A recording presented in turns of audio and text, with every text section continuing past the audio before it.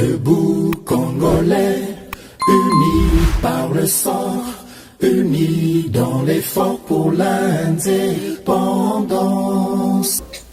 Oui, madame, na GCAM Télévision, fidèles abonnés, chers internautes, na Pesibino Matondo Mingi Ndenge, pour renouveler confiance na bino na etando ya GCAM Télévision, na année 2024 tozali, en tout cas, na Pesibino Matondo Mingi pour la fidélité et confiance wana bozoko banako pesa biso.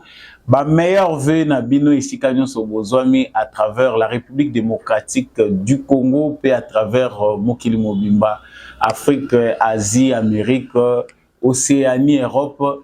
En tout cas, matondo na bino mingi boko ba toujours kolanda etando na bino pour na analyse pe décryptage ya ba information ya mwana mboka Samba Olonga ndenge na mesana koloba toujours que mokili ezali balance et justice ya Nzambe eratakate ezalaika pour na 2023 et même en 2024 la justice divine n'épargne personne.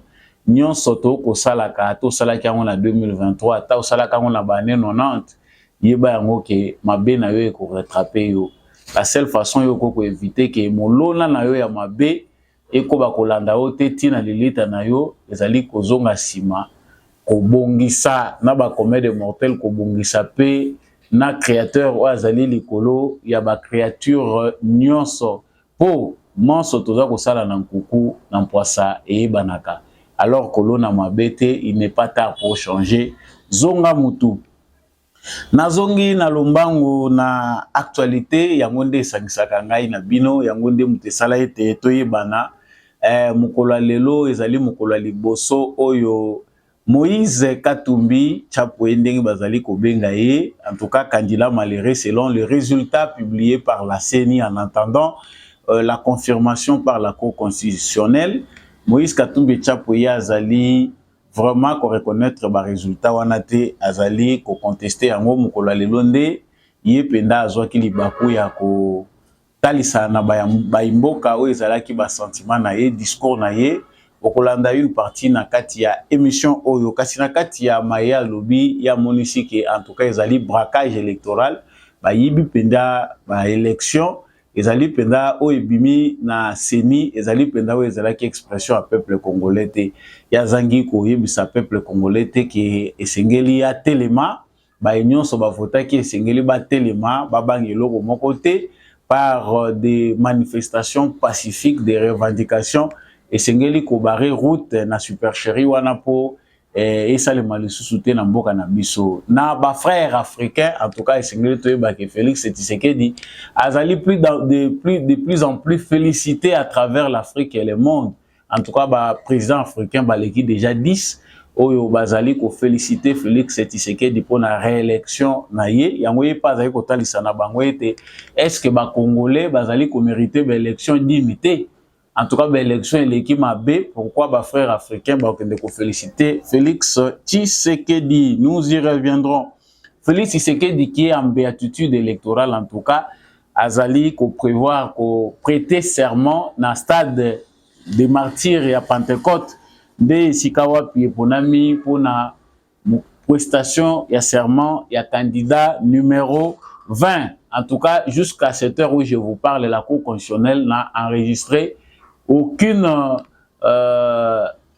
demande d'annulation ou bien demande de mon recours moko par rapport à résultat au CENI à PESI. En tout cas, opposant politique topé, contestateur il y a élection présidentielle, talissi que bango vraiment bakoyi ko kendete ko se fier na Cour constitutionnelle parce que yango ezali vraiment te digne pour na ko pesa bango oyo bango bazali kozela. Si cette journée se termine là qu'ici il y a aucune possibilité de recours. Nous reviendrons na likamboe na tokolobela pe toujours na kati actualité na biso ba procédure ni possibilité ni ezali donné na Moïse Katumbi lokola na moment oyo azali ko reconnaître victoire te ba tuna ezali nini face à la communauté internationale, le peuple congolais, qu'est-ce que l'avenir peut réserver au candidat Moïse Katumbi? Na kanisi ezali ba question ezali ko se poser mingi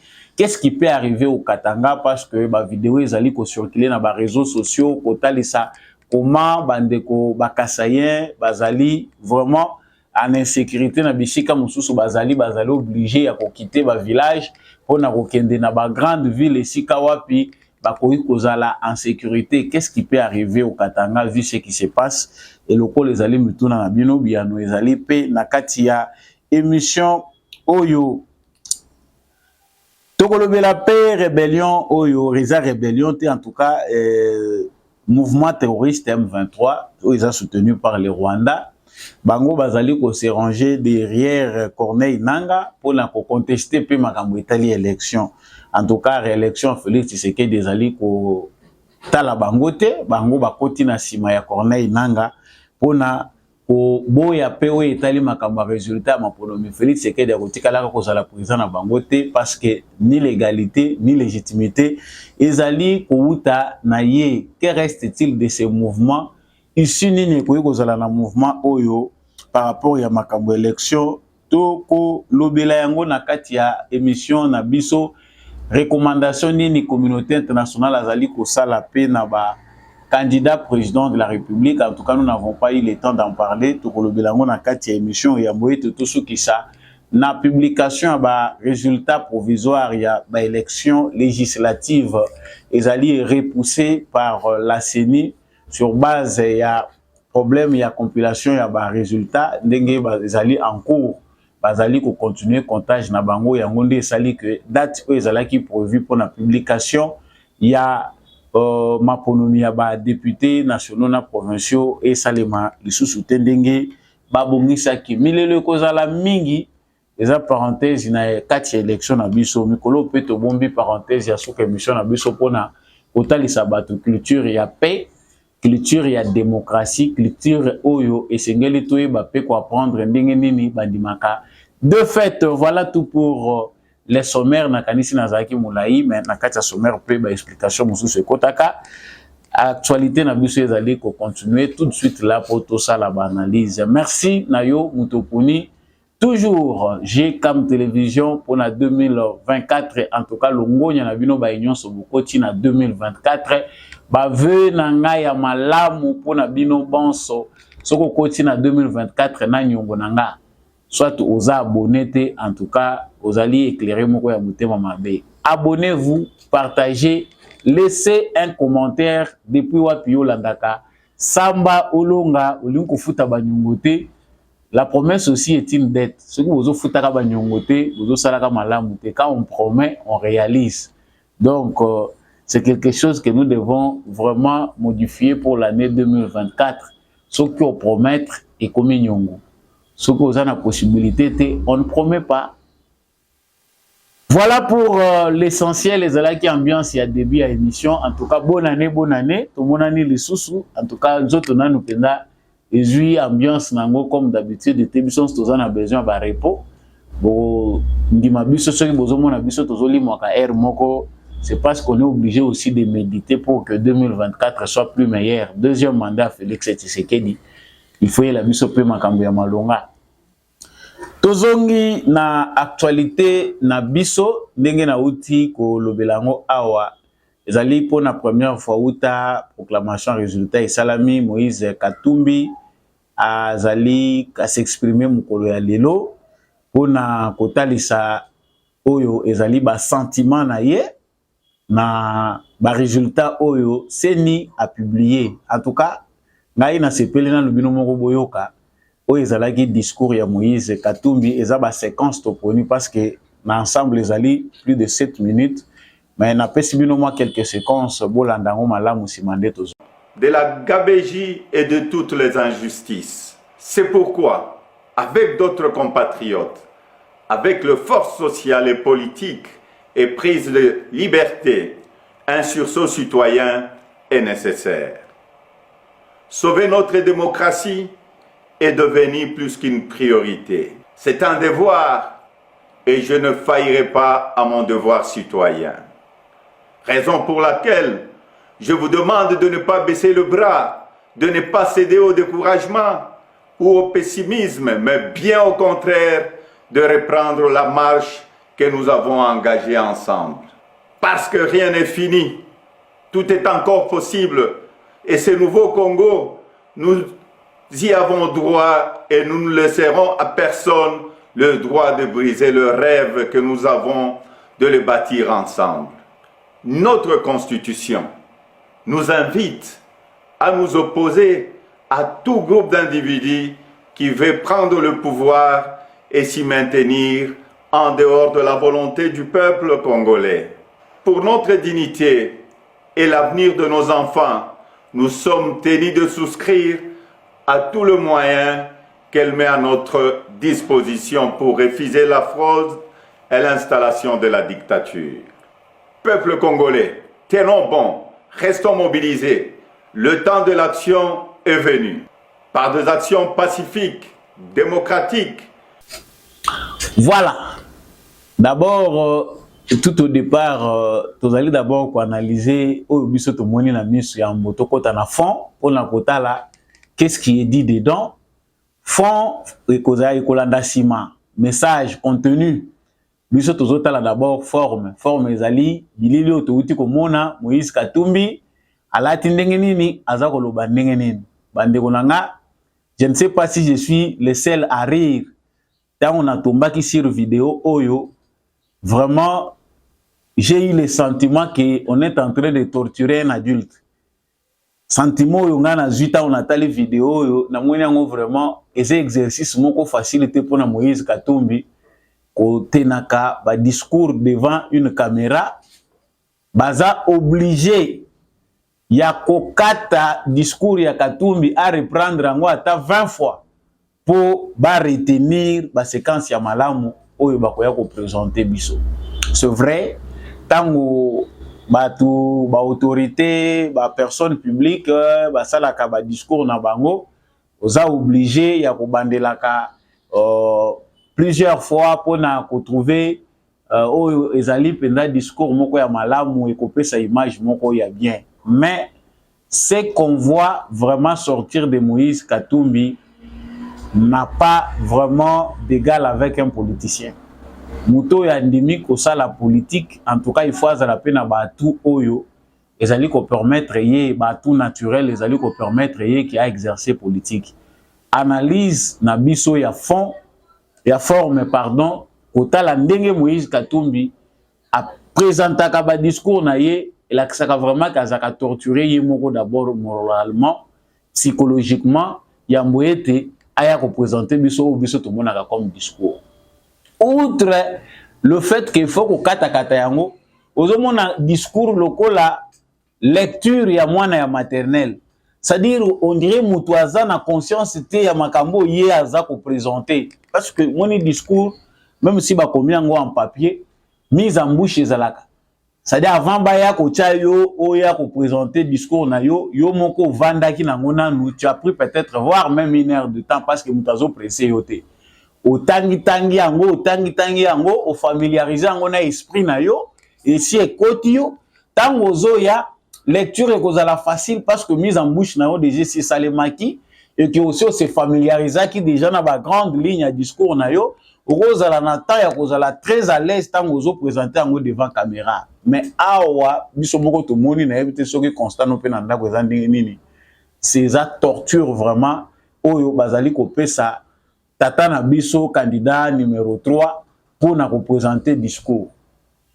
Et comme aux hommes temps, ils ont changé, place au temps, il faut qu'on mata, temps, ils ont kita, place au temps, ils kita, à matisi yango, moko, on dirait, moutou, à kangaki miso, luka, maloba, ezo yate.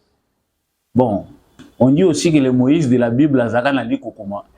Tu éviter ceux qui les coucoumaisa familier na ba Moïse nyonso bango nyonso ba primela bango maloba bande ko musu balobi maloba yango nde mutesala ka mokonsité mokonzi akoza la paix azane na maloba malonga te mais action de likambu ye moko alobi aza l'homme d'action. Bon, on quitte un peu o ezalaki paragraphe wana parenthèse wana potokota sikoyo na fond oyo ezali contenu ya discours. Discours yango moko ya Moïse Katumbi pour parler parce qu'ils allaient d'abord quoi soir ils allaient contestation électorale. Ils ont déjà contesté au départ bango avant même CENI a publié, ils étaient déjà eux les premiers jours vainqueurs des élections. Basi batalisa ki biso na début nanu kutu biso tozuite oyo ezali oyo ezalaka ba tendance préliminaire. Après déjà premier jour, bango déjà se proclamé déjà vainqueur. En tout cas, ba résultat tozanango et puis si Moïse Katumbi vainqueur. Wana ba PV nanu ya ba centre nanu yebanite nanu kutu batu na ba bureau de vote na bango te basi batangi bango déjà bazalaki na ba résultat na bango. Oyo pesaki Moïse Katumbi vainqueur. Quittant de ça, to komi le deuxième jour, tant batu nyonso ba idée komi clair, bazozo ba résultat. Ils disent en tout cas, bourrage à Bayur, nous, très historique. Nous ne serons pas en mesure d'accepter les résultats qui vont sortir de ces élections. En tout cas, pour la biso tokomi ko senga annulation à l'élection. Wana seni kutunanu a publié tseni nano ko solité. Bango balobi en tout cas baza prêté. Moïse Katumbi qui n'est pas prêt aujourd'hui a amené se preuve à la Cour constitutionnelle, a félicité la même Cour constitutionnelle tango ba validaki candidature na ye. Alobi en tout cas pesi bango félicitations, botambolaka malamu, bosali vraiment musala na bino ndenge esengeli. Félicitations parce que ba validaki candidature na ye. Mais il a la difficulté de se soumettre à la même Cour constitutionnelle qui avait validé sa candidature malgré les irrégularités décriées par tous les Congolais. Majorité ba Congolais ba monaki qui en tout cas vu la procédure ce qui trouve tout de la makambo malamu Moïse Katumbi akoko kozala candidat président de la République mais Cour constitutionnelle a souvent qui a pensé que le contraire. Mais cette même Cour constitutionnelle félicitée par le camp Katumbi baza prêté à ko pesa bango lisusu confiance wana sur base de preuves ba kende ko présenter ni na bango. Biso nyonso to s'attendaki que sur base de transparence cette fois-ci Moïse Katumbi qui nous a dit que résultat au bango ba kondima et ko wuta na résultat au 5 na SCC ba ko comparer na musala ya CENI. Ce n'est plus le cas. Bazali lisusu ko yebisa biso te que 5 na SCC ba ko pesa bango résultat, il y a vérité des journaux bango bako komona. Ce message discours là toyoki yango le sous-souté na discours ya Moïse Katumbi. Il s'est désolidarisé complètement de l'idée o ezalaki ke biso tokondima kaka oyo kozala résultat wuti na 5 na SCC. Toyoki yango le sous na discours wana te. Na moment toza koloba bango balingi annulation ya ba élection oyo ye Moïse Katumbi se reconnaît vainqueur. Aza kosenga peuple congolais a se décourager te peuple congolais a telema pour na ko défendre bobima pacifiquement ba millions de électeurs bo votaki e bono partout bozali à travers République démocratique du Congo bo manifester pour na ko contester fraude de mingi ba élection boyina no tomona te. Plus loin il demande aux frères africains bon mona ba élection ya boye wapi ba élection et l'équipe ba jour voire une semaine bon mona ba élection ba bourrage de urne ba machine à voter ezali kozwa na maboko ya ba candidat mais ba machine à voter wana biso to moni yango ebele na maboko ya batu ya parti ensemble ya yemoko Moïse Katumbi. Quand il fait mention des machines à voter qui ont été arrêtées entre les mains d'individus ezala qui plus entre les mains ya batu ya parti na ye. Mais ici, la manipulation veut que Moïse Katumbi parle de cela comme si c'était une question à CENI. Nous sommes dans un pays où la corruption, nous avons un certain niveau de corruption. Cette corruption-là, on la sent même lorsqu'il s'agit du processus électoral. Ils ont un bateau, ils ont corrompre, ils ont un bateau, ils ont somba, ba chef ya ba centre, ils ont pratique oyo Katumbi na Kabila bayebi très bien, bango mutu ba maîtriser ngo Tshisekedi. Bourrage des urnes, terme wana, bango ba yebi yango très bien koleka Félix Tshisekedi. Maintenant, ici, la question est d'analyser le discours de Moïse Katumbi, qui veut que les Congolais batambola, bakota na balabala, qui veut que les frères africains lui donnent des réponses concernant ces élections, bango bazako féliciter Tshisekedi, boye bisa yeba élection boye salema wapi na mokili. on comprend que Moïse Katumbi est un culte. Culture générale ya Moïse Katumbi est insuffisante. Tricherie mbala liboso oyo soki ekoexiste ezande na Congo nde baza kolobela yango. Donc yo monaki Trump te aza kotelemela pe alobi ke bakotisi ba voix fraudulée. Donc nanu Moïse Katumbi ayeba teke na kati ya monde histoire ya fraude électorale existaka. Mais tokomi na moment moko oyo lelo avec la technologie, téléphone portable Moïse Katumbi utilisaka possibilité ezali azwa yango atape na Google histoire ya ba fraude. Po se cultiver oyeba oyo za koloba ya boye ezalaka wapi. Et puis autant la peine naissance ya machine à voter. Na ba pays occidentaux, autant la naissance ya machine à voter, ba contestation nini ilandanaki likambo ya machine à voter parce que ça ebandele pa na bisoté. Comment les gens ont contesté pour na kolongwa na bulletin de vote à papier ou comment na vote électronique. Comment ça se passe? Donc, on comprend que M. Moïse Katumbi a un problème de culture générale. C'est vrai, il a choisi la carrière politique à Poniaz à la politicien, mais Azana nous cultiver suffisamment pour na hôtel Sabiso avec preuve à la pluie. Parce que les politiciens ont une histoire. Aucun jamais qu'on a dirigé Mboka Mounene loko la Congo, so ko yebi ko maîtriser l'histoire te, ozana sens ya malamu ya analyse te, ozali na intelligence oyo ezali ko convaincre te bato à la base. Pour na kokamba Mboka Mounene loko la Congo. Ça c'est élément ya liboso to décider. Deuxième élément, ezali vide oyo ezali na message ya Moïse Katumbi. Otiki ba Congolais dans le vide parce que l'action qu'il demande aux Congolais là est improbable. Action wana ezali te na ligne ya probabilité. Qui sont ces Congolais qui sont prêts ya kobima pour na ko contester élection ndenge ba yibi Moïse Katumbi victoire na ye. En tout cas, les sondages, vu aussi les résultats publiés par la CENI, ezali kotalisa que sur toute l'étendue du territoire national, les Congolais ne sont pas prêts. Il y a kotika kimia o bazanango pour aller vers l'inconnu, une crise qu'ils ne maîtrisent pas. Le seul endroit préparé en avance pour ce genre de circonstances par Moïse Katumbi pour créer une crise électorale base à contestation, c'est le Katanga. Et au moment où je vous parle, ils allaient minimiser les risques. C'est vrai que certains de nos frères kassaïens, ils na ba fin fond, na ba village, avoisina, ba kamina, ba kalemi, certains endroits, ils allaient obligés, ba kimananu, ba ya pour vendre dans ba grande ville pour éviter que manipulation va à manipulation et les cas. C'est vrai. L'armée aussi fait son travail. Mais même au Katanga, beaucoup de gens ont pris conscience des aventures passées. Qu'est-ce qu'on revendique? Tout ça qu'on revendique, Nini, sur base de quoi? Est-ce que c'est lui qui se dit notre frère? A-t-il gagné? Et là où il nous amène, Azako Mabiso n'a fait Nini, les Katangais s'interrogent. Il y a beaucoup de Katangais qui ont voté Moïse Katumbi dans la manipulation. Parce que nous avons vérité, on n'a pas l'état d'insulter nos frères Katangais, mais ils ont été escroqués, manipulés depuis longtemps dans l'histoire. Il y a bateau et soi-disant Katangais, parce que Kabila s'est présenté comme un Katangais. L'influence qu'a eu Moïse Katumbi, l'espace Grand Katanga, les alliés résultantes de la politique n'a bango n'a pas perdu. C'est Joseph Kabila qui l'a fabriqué politiquement. Et qu'est-ce qu'ils ont fait au Katanga pour que Moïse Katumbi s'impose? Ils ont menti aux gens. Oh, les Agi Moussala et l'État, ma biloko esengeli kosala au nom de l'État congolais parce que c'est les moyens de l'État. Les Agi loko la badon. Donc Moïse Katumbi s'est fait passer pour un bienfaiteur alors qu'il devait brandir la bonne gouvernance. Katanga, ya Mubimba. Oui, comme les locaux traités. Ya Mubimba.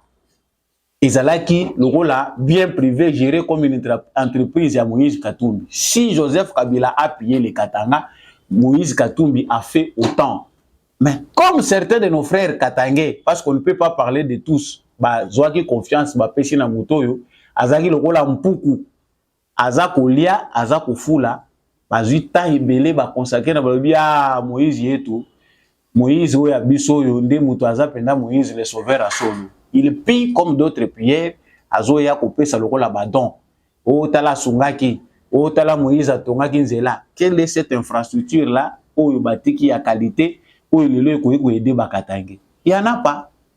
L'absence aussi de leaders katangais dignes de ce nom des originaires oyo bazali conscient yango esali que bato lokola Bakatumbi qui se revendique congolais à moitié parce que lui-même ne cesse de le dire. Olia kangata monorazwe bisabiso que papa na ya aza juif.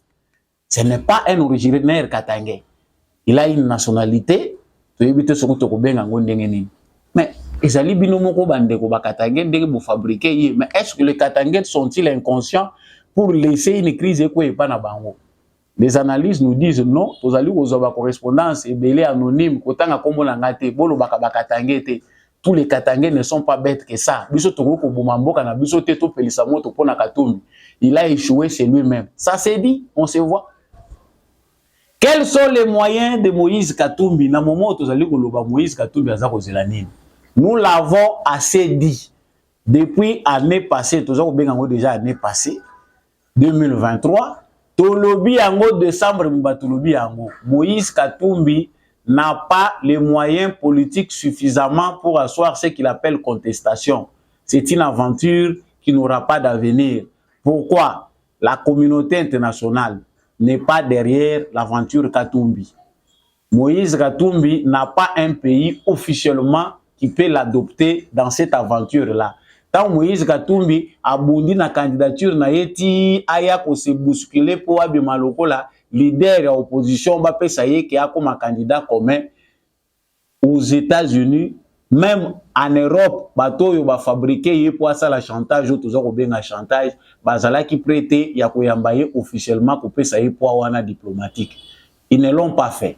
Moïse Katumbi a eu le soutien de quelques mafieux, ba commissionnaires, ya Union européenne, oyo baliembo ebele na aventure wana pour chercher à l'introduire chez les Américains.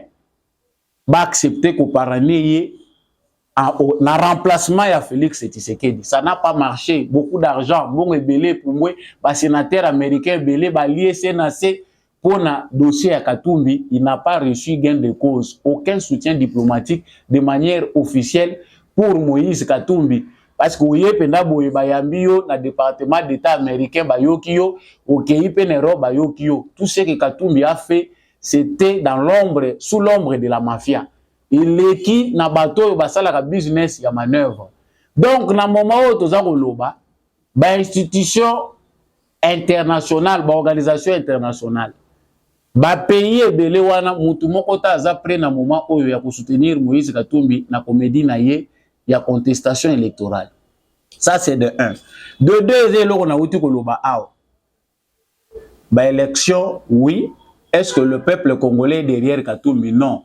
Si ko yebisanga na biloko mibale oyo ozana ngote, okozala waswara ngwapi. Comprenons que discours ya Moïse Katumbi eza emprunt pe ya Sony. Po soki na lobité eza Sony.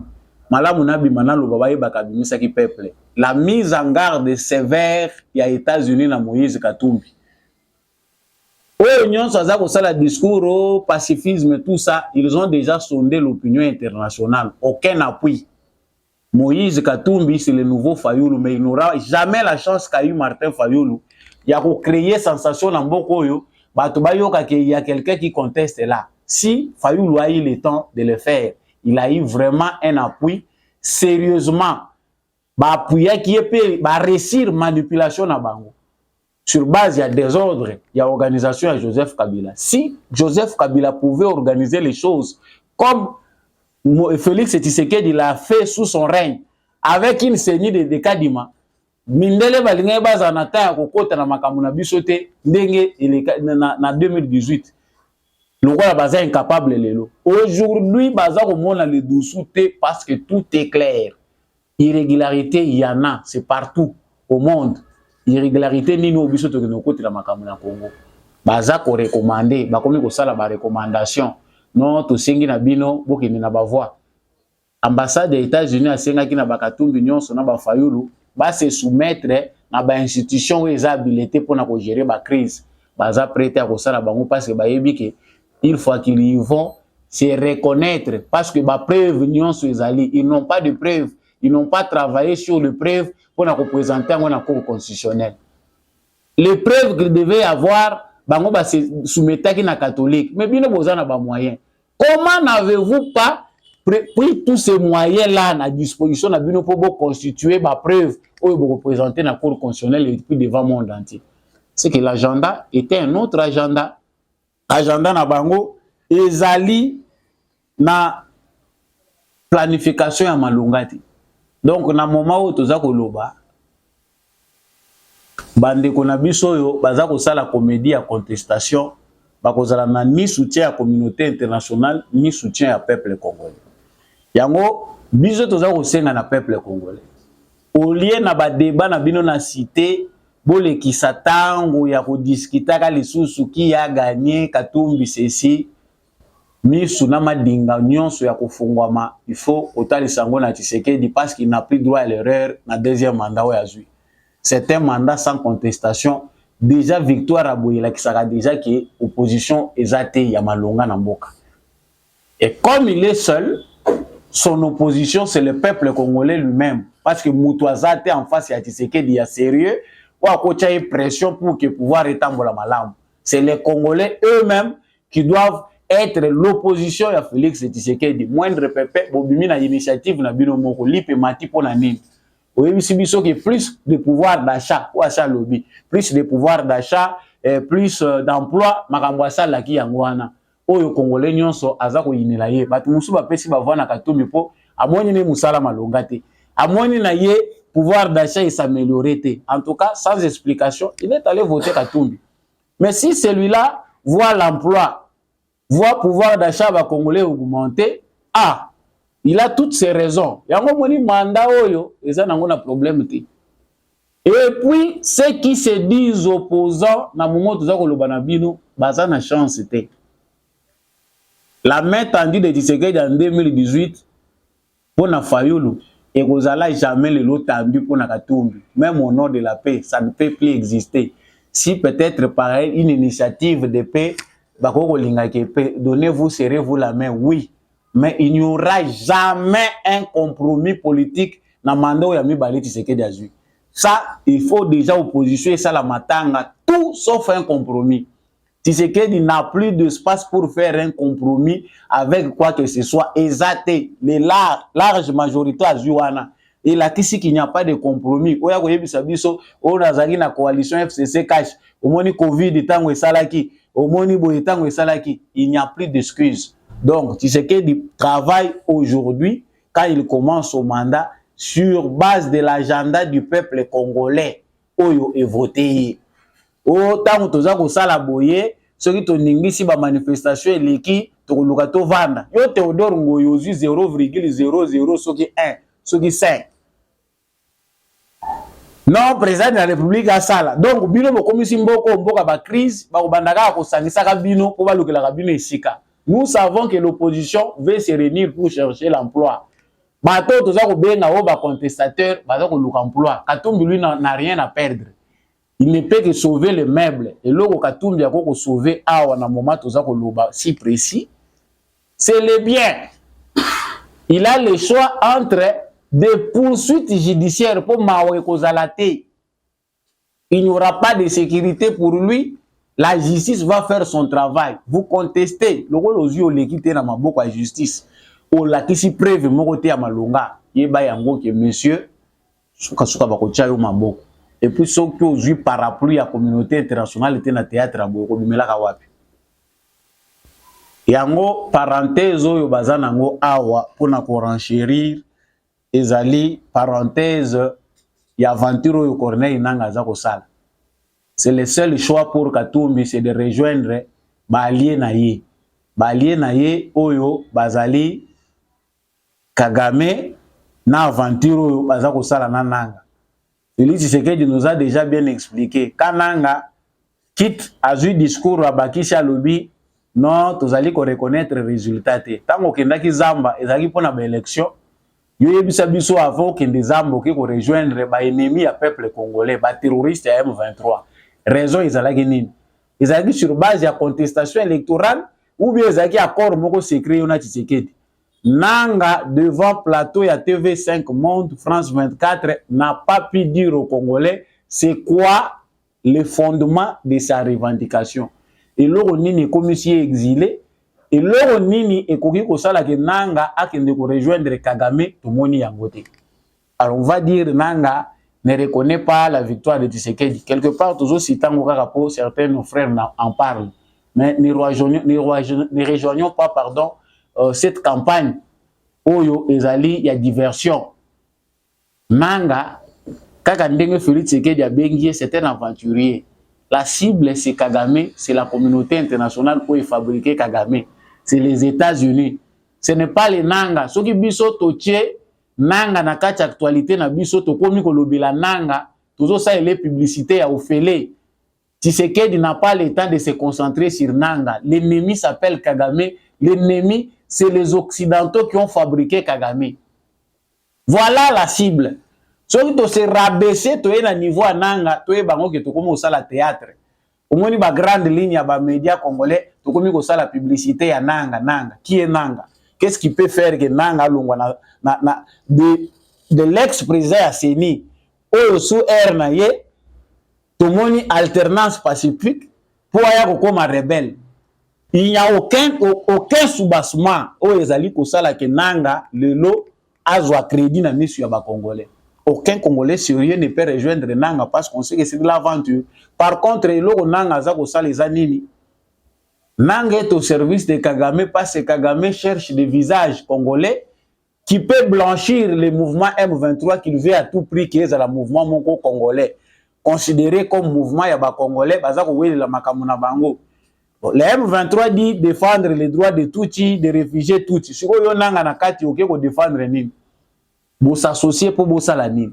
Donc, chers frères congolais, il y aura des sujets de distraction pour nous distraire. Mais tant au biso to continue en 2024, moins de distractions, plus de travail. Bon, mon a ba sujet mususu biso mususu to banda ko beta ngok bakara, mais ba internaute to zali ba lingi base.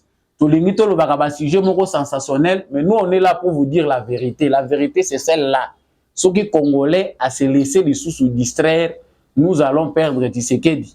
Agenda ya ba occidentaux, bazali koluka ko écourter tant il y a Tshisekedi au sommet de l'État. Ça, les Congolais doivent le savoir.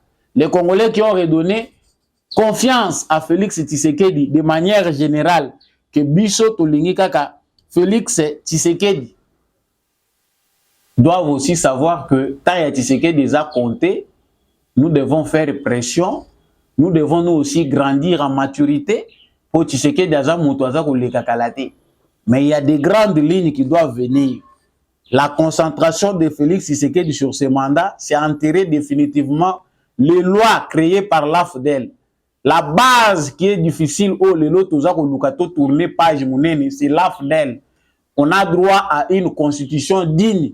Constitution où sa souveraineté à Congo na ba Congolais. Et non une constitution sous supervision de la communauté internationale.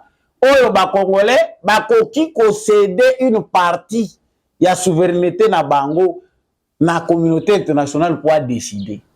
Voilà les lois que nous avons acceptées pour y kambambo kanabiso. Donc, ba chapitre ezali ebele na mandat au Tshisekedi azali kozwa, outre ce qu'il nous promet, mais il faut que nous grandissions en maturité pour tuer ba ke mikolo ezali koya, constitution mboka na biso, il faut échanger.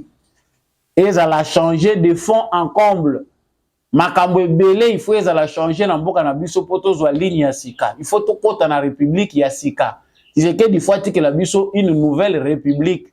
Oyo to kolongwa na chapitre oyo ya ba seigneur de guerre.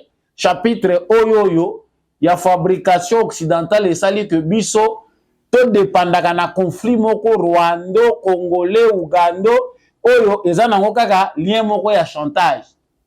Si l'Amérique a le courage de faire des recommandations aux opposants congolais aux élections, na makambo etali ba élection ezana Congo, ba élection ezali lié na souveraineté na biso, ezali kokipe mboka moko te bapaya. Mais bazana courage ya kokota po basala ba recommandations.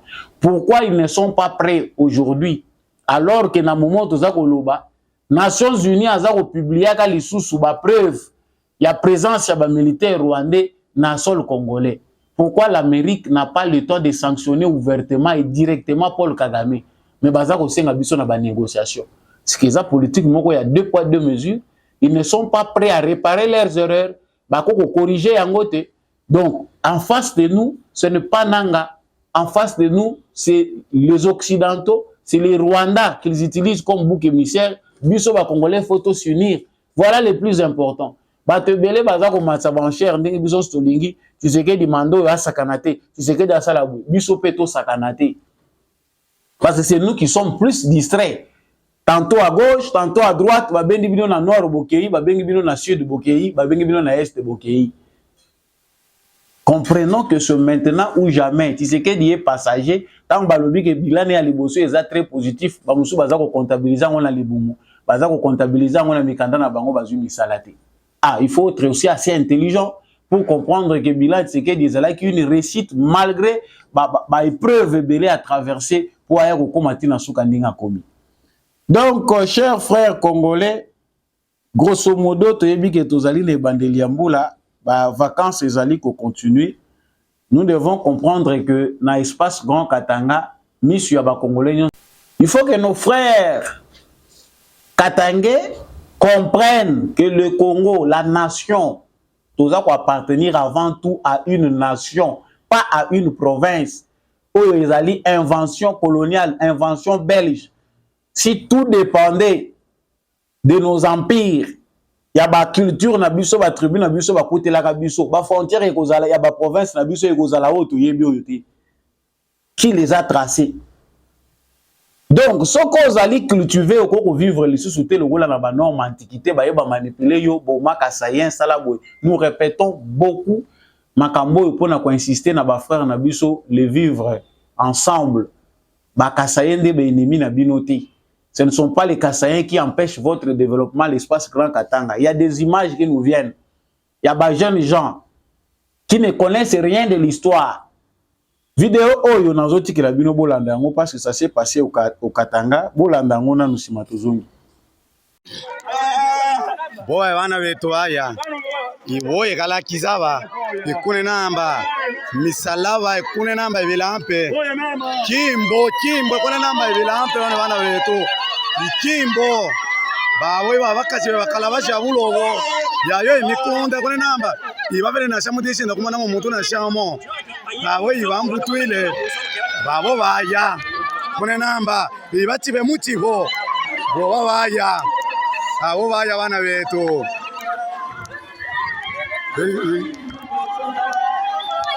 mutelekele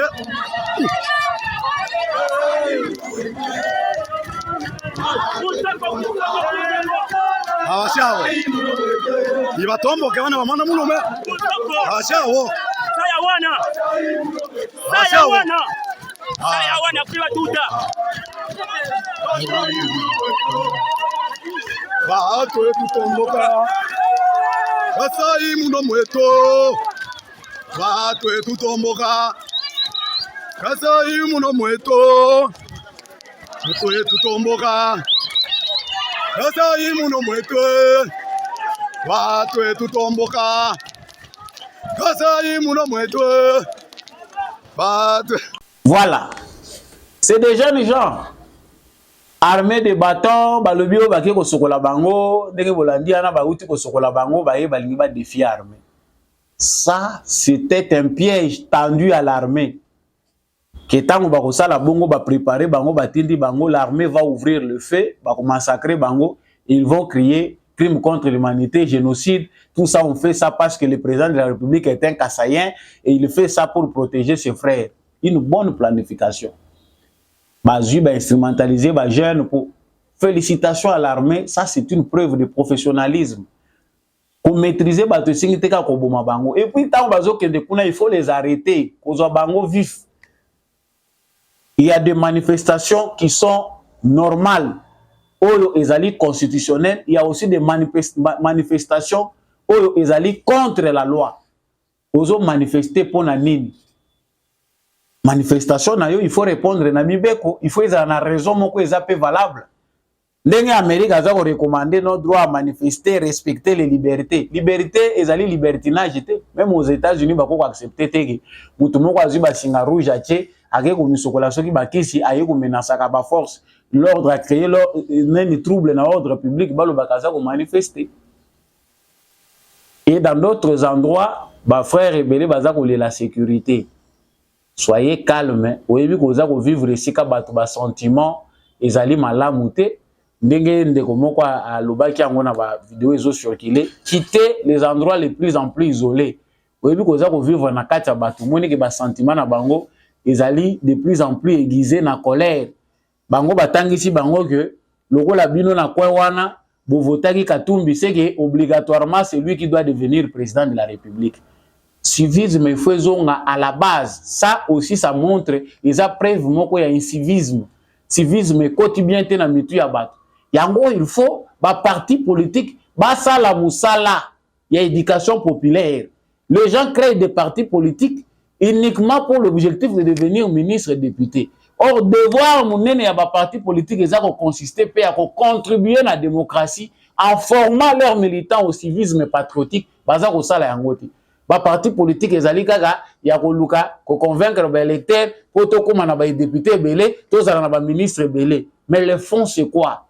Une population analphabète. Ba to à la base ba yebité que quoi la culture démocratique, quelles sont les normes en démocratie.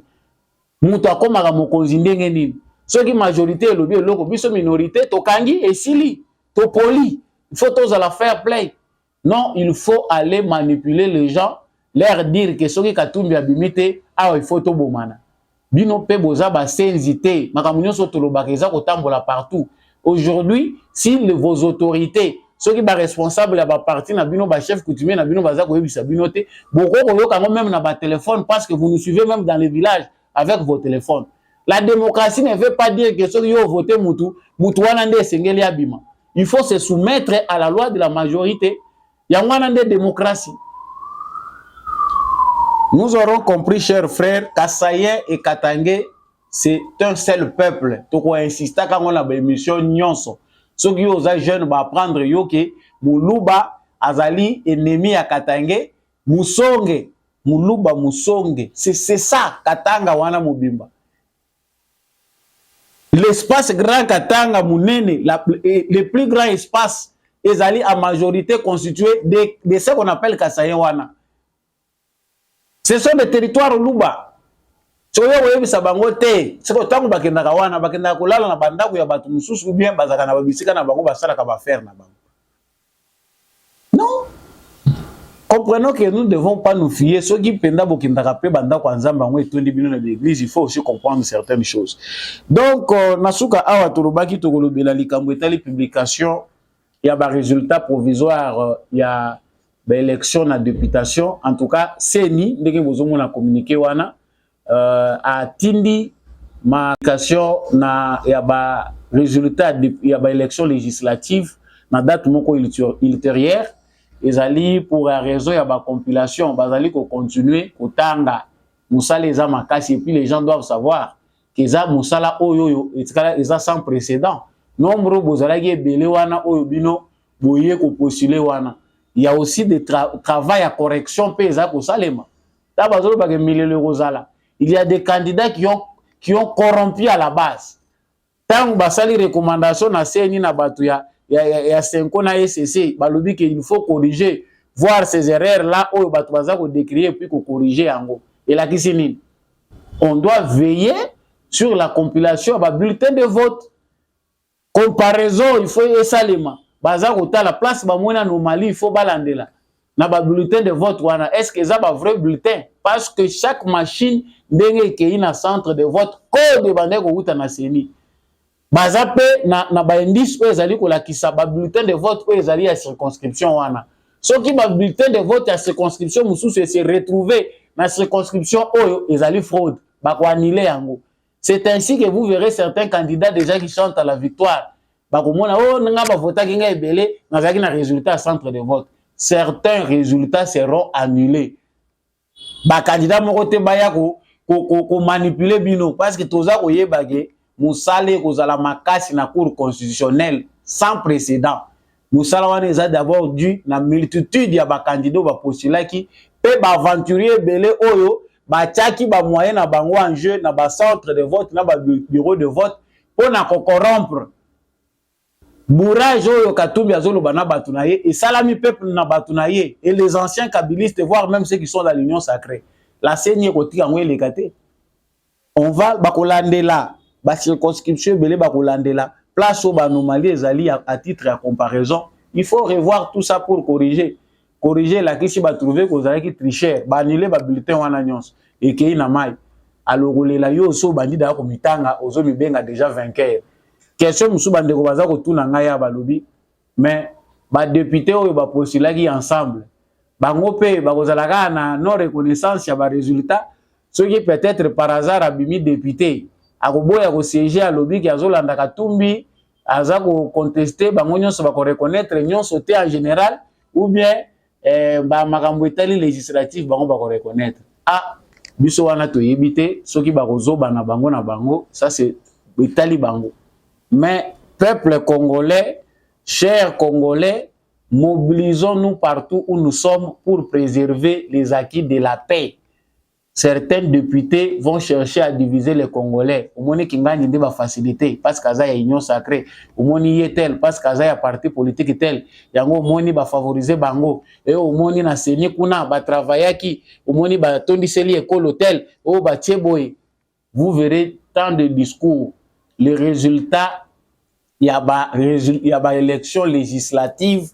Na oyo déjà tout le monde mentalité à batubele balingi ko disparaître dans la scène politique. Il faut la paix préparer na conscience ya ba Congolais. Émission ya mokola lelo esuki wana na beti le société mingi na likambo etali culture ya ko reconnaître réussite topé victoire ya moninga. Tango toza ko bokola bana na biso bano baza ko bota masikoyo to transmettre bango gène ya tribalisme te eza héritage o batike la kamwana te soki o papa oza motema likunia oza na bondoki na yo eza héritage te mwana kokozwa soki po so komi elenge eza obligatoire te que faut tambola na ba trace ya mabe ya tata na yo eza yango te. Nos enfants doivent apprendre à respecter, à accepter la réussite des autres. Ce qui moninga azu au CPLI. Les alliés réussite moko collective. Ce qui oppose moninga PACP là.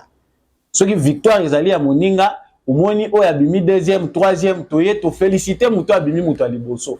Eze loko il faut être terrorisé na mitu na biso pour lobby ba pa ya bakota kalisu na makamu na biso te. Émission na biso ici na pesi matondo na équipe technique o ya accompagner kinga ya ndekombi à chaque comme d'habitude.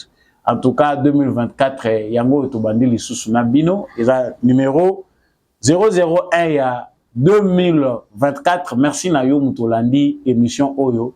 Merci na yo mutotikali toujours fidèle na kolanda kabiso. Soutenez aidez GCAM Télévision à aller plus loin.